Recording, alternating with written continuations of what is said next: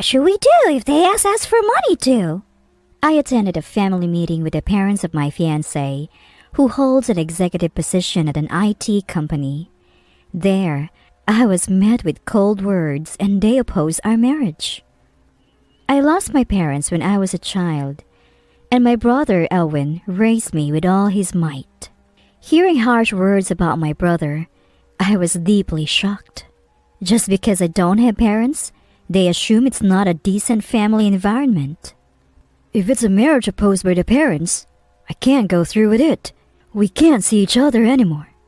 Even my fiancé, whom I trusted, easily abandoned me. I was plunged into the depths of despair. But what do you mean by this? My fiancé's family ended up facing terrible consequences. I am Emmeline. My mom had been battling illness before I was born. After giving birth, her condition worsened, and she passed away when I was a first grader. Even in her bedridden state, the warmth of Mom hugging me while saying, "Emmeline," is unforgettable, even now as an adult. During my elementary school years, my dad, though clumsy, raised me. He even tried hard to make lunch boxes for me to take to school. "Dad, what's this?" "Scrambled eggs. Don't they look tasty this time?" "They're incredibly salty." Startled, Dad tasted the scrambled eggs and choked on their saltiness. He had confused salt with sugar. That was the kind of dad he was. Apologizing, he tried to finish eating it, looking both unreliable yet amusing. There were times I wished for more attention, but then my much older brother would play with me, even tired after his club activities. "Emmeline, try the scrambled egg." What he offered was fluffy and appetizing scrambled eggs. My brother, who had been practicing beside our clumsy dad, quickly improved his cooking and household skills, acquiring basic life skills within a year. In absence of Mom, my clumsy dad provided laughter, and my hard-working brother gave me a sense of security. However, Dad also passed away in a car accident during a business trip in my 6th grade winter. I had just started learning household chores, wanting to repay Dad for everything by the time I became an adult. Our normal life shattered in an instant. "Christmas, we're going on a family trip." "Lucky, my mom and dad are working, so I'll be home alone." "That's awful. They should be with you on Christmas." Hearing my classmates' conversation made my heart ache. Even such conversations were impossible for me. Even if they were working, other kids' parents would come home.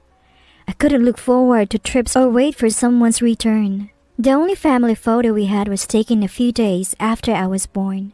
I cried every night, overwhelmed by a sadness too big for an elementary school student. "It's okay to cry all you want when you feel like it," my brother would say, hugging me. He never showed me a sad face, but I once heard him sobbing in the living room at night. He was a 12th grader then, probably suffering too, but he always smiled in front of me and patted my head. While increasing his part-time work days, he took care of household chores like cooking and laundry. "Emmeline, dinner's ready. Let's eat." He always made sure I never had to eat alone at our 4-person table. In middle school, I sometimes found his behavior a bit annoying, but remembering him crying secretly, I couldn't bring myself to rebel. After graduating high school, he found a job and supported me. I tried to reduce his burden by eagerly doing what household chores I could. Though we lost our parents, my brother's care filled the void, and I gradually stopped feeling lonely. Having worked hard on household chores since childhood, I easily adapted to living independently when I started working. All thanks to my brother, who taught me everything step by step. I worked hard at my job to make my brother proud. Thanks to that, I achieved good results and earned praise from my supervisor. One day, I heard about a cross-industry networking event. My supervisor suggested I attend as a company representative. Getting various experiences while you're young is good. It will surely help you in the future. I have high expectations for you, Emmeline. Encouraged by his words, I happily decided to participate. Big brother, I've been chosen as the representative for the next networking event. I always reported my work achievements to my brother immediately. Then, my brother would always praise me. That's amazing! You're always working hard. But don't overdo it, okay? After praising me, he would always send a message concerned about my health, which made me happy and was the reason I always kept in touch. Nice to meet you. I look forward to working with you today. Nice to meet you too. I'm looking forward to today as well. At the cross-industry networking event, I met a man named Kennard. While I worked in the apparel industry, he worked in IT. People in the apparel industry are always so stylish. I'm pretty indifferent to that stuff. Not at all. You look quite fashionable yourself. That jacket suits you very well. Huh? I'm glad to hear that. I put extra effort into dressing up for today's event. Our meeting was a unique encounter at the networking event, and we quickly developed a close rapport. After the event, we met several times and eventually started dating, drawn to each other's personalities. Kennard worked for one of the most famous and thriving companies in town, and his dad was an executive there, making them very wealthy. I was worried he'd be shocked by my vastly different upbringing, but when I told him my parents had passed away, he accepted it without any change. You have a tough time since you were young. Thank you for sharing that with me. His words were as kind, as warm as the ones my brother gave me when our dad died, soothing my heart. On our days off, we watch movies at each other's houses, cook meals, and go on picnics, enjoying both indoor and outdoor activities together. Kennard was the first man besides my brother with whom I could spend time laughing. Will you marry me? On our way back from a Christmas dinner, in front of the Christmas lights, Kennard proposed to me. My Christmases, which had felt paused since 6th grade, suddenly transformed into something vibrant. Yes, I'm looking forward to it. I promise to make you happy. As Kennard said this, he hugged me with such joy. It was a moment when I truly felt the joy of happiness in Kennard's arms. Brother, there's something I want to talk to you about. Since my brother was busy with work, we mostly communicated through emails and calls, but I felt this news was something to share in person, so I invited him over. It's been a while. What's up? It's my first time being formally invited, so I'm a bit nervous. My brother, who came to my house, seemed a bit different than usual. I was nervous, but he seemed even more so. Yeah, actually, I'm going to marry Kennard, whom I've been dating.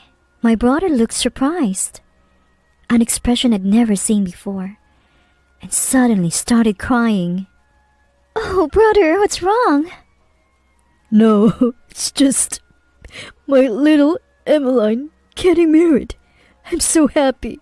Congratulations. Truly, congratulations. Although I had heard my brother cry when Dad died, it was the first time I saw him cry. You must be happy, okay? Wiping his tears. My brother's words resonated deeply, overlapping with Kennard's. When the date for our family meeting with Kennard's parents was set, my heart became restless. How should I talk to his parents? It had been over a decade since I last spoke to my own parents, so speaking with his made me even more nervous. I received lots of advice from friends and seniors at work, dressed in a slightly formal dress, and visited Kennard's family home. Kennard's parents initially seemed very strict, and honestly, I was a bit scared. But thanks to Kennard speaking highly of me, that impression quickly changed. Nice to meet you. Thank you for taking the time to meet today. I'm Emmeline. I look forward to working with you. Nice to meet you. Oh, you're very beautiful. I was so nervous during the greeting that my facial muscles seemed to stop working. But Kennard's mother received me warmly. Kennard will be entrusted with important positions in the company from now on. Please support him by his side. Kennard, looking quite embarrassed, but seeing him expectedly by his parents was impressive and enviable. So, what are Emily's parents like? During a pleasant conversation, Kennard's father asked the most nerve-wracking question. I couldn't lie, so I told him everything truthfully. Mom passed away from illness when I was in first grade, and Dad died in an accident 5 years later. I heard Mom loved to draw. Kennard's parents looked at each other in shock. How did you manage to live after that? I have an older brother. He started working right after high school graduation and raised me. I owe my ability to do household chores to him. I always knew how grateful I was to my brother, but putting it into words made me realize how great he truly was. But that moment of sentiment was short-lived. What? You live with just your brother? Forgive my bluntness, but wasn't it a poor life? I was taken aback by their reaction. At the mention of poor made me feel the difference in our upbringings. Yes, I live with my brother. It might not have been luxurious, but he worked hard to provide a stable home so I wouldn't feel deprived. I could easily sense the friendly atmosphere from Kennard's parents had faded. Living with just a brother without an adult's guidance? I can't imagine it was a proper environment. When my brother and I were left alone, many adults offered help. It's kind of you to say, but we need to become independent as soon as possible. So we did everything we could on our own. My brother refused their offers and chose a tough path. I was a bit angry to hear their judgment of his decision, but I tried to stay calm, considering they were Kennard's parents. Yet, they continued with their harsh words. Did you really live like that? Or did you get money from adults around you? Right, there's no way you could live on the money earned right after high school. What if they ask us for money too? It was hard to listen silently to such terrible accusations. I looked at Kennard for help, but he was completely crestfallen. I'm sorry, but a girl from such a poor background is not suitable for a Kennard. We can't approve of this marriage. Kennard is a promising young man with a future. Don't hold him back. I could tolerate their insults against me, but it was unbearable to hear them dismiss the hard work and dedication of my brother, who had tirelessly supported their family. I noticed Kennard finally lifted his head. Emmeline, I'm sorry. I can't marry someone my parents oppose. His words of promising happiness seemed meaningless, and I was stunned. Why you're still here? Leave now. Kennard grabbed my arm and forcibly led me to the entrance. We can't see each other anymore. The door closed. Standing under the cold sky, I looked down at the belongings dumped at the doorstep. What is happiness, really? Muttering this, I called my brother on the way home. Brother, the wedding is off. I'll hear the details later. For now, come to my place, okay? Being alone felt frightening, like everything Dad and my brother had protected was collapsing. When I arrived at my brother's house, sandwiches and scrambled eggs he hurriedly made were laid out on the table. Let's eat first. It had been a while since I ate my brother's cooking. It was warm, and tears naturally fell. After calming down, I told him about the incident at Kennard's house. My brother showed an anger I had never seen before. I need to make a phone call. Relax for a while, Emmeline. He briskly took his mobile phone and disappeared into another room. Drinking the warm tea he offered, I felt at ease and eventually fell asleep on the sofa. What's this? So heavy. When I woke up, a large blanket was heaped upon me. My brother must have covered me with blankets so I wouldn't catch a cold. Even so, this is too much. I smiled, but soon sleepiness overtook me again, and I slept till morning. For a while, I commuted from my brother's house, It took quite some time, but driving a different car than usual felt refreshing. When I returned home, I cooked dinner with my brother. Sharing a meal with him after so long felt nostalgic, and his kindness seemed to heal the wounds inflicted by Kennard's family. Today's meal was delicious too. I was content with a delicious meal when my mobile phone rang.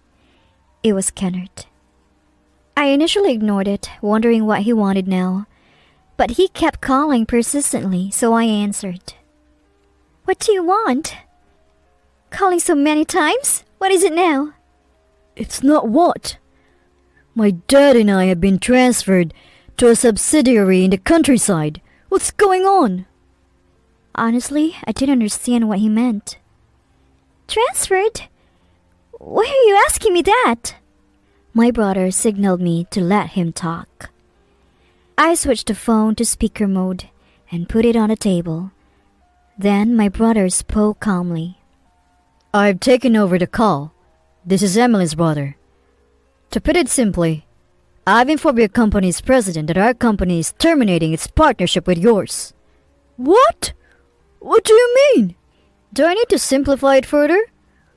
Our company is providing $1 million in financial aid and had a technical partnership with your company. We are ending that. My brother, who had worked tirelessly since high school graduation, had put effort into corporate know-how and networking. He co-founded a company and now manages it, which has grown to operate both domestically and internationally. The call was handed over to Kennard's father. What does ending the partnership have to do with us being transferred? It has everything to do with. I told him we won't deal with a company that looks down on people for being raised by a sibling and deems it an improper environment. My brother spoke calmly, but his calmness bore a quiet anger. I'm sorry for what I said. Won't you give Kennard and me another chance? Emily, I'm really sorry, please. They must have been on speaker too. Both apologized in turns, and I could hear them sobbing, but I felt nothing. It seemed like they were only apologizing because they were worried about their situation, and a wound once inflicted doesn't heal with an apology. It was too late for apologies. My brother looked at me. Seeing my refusal, he returned to his usual kind smile. Without considering Emmeline's feelings? What are you talking about? There's nothing more to discuss. And we won't be meeting again. Goodbye. My brother. Wait a minute! The call was cut as they tried to say something more. It's necessary to cut off bad relationships. Later, through my brother, I heard that Kennard's family had sold their house and disappeared. Maybe they thought they could escape to where my brother couldn't reach them, or to a place where their bad reputation hadn't spread. I didn't know. My brother's company operates everywhere, so no matter where they run, it's the same. In the end, they're just running from reality. Running won't change anything. Hearing this from my brother, who didn't run from our tough situation and aim for independence, made his words resonate. My brother looked radiant.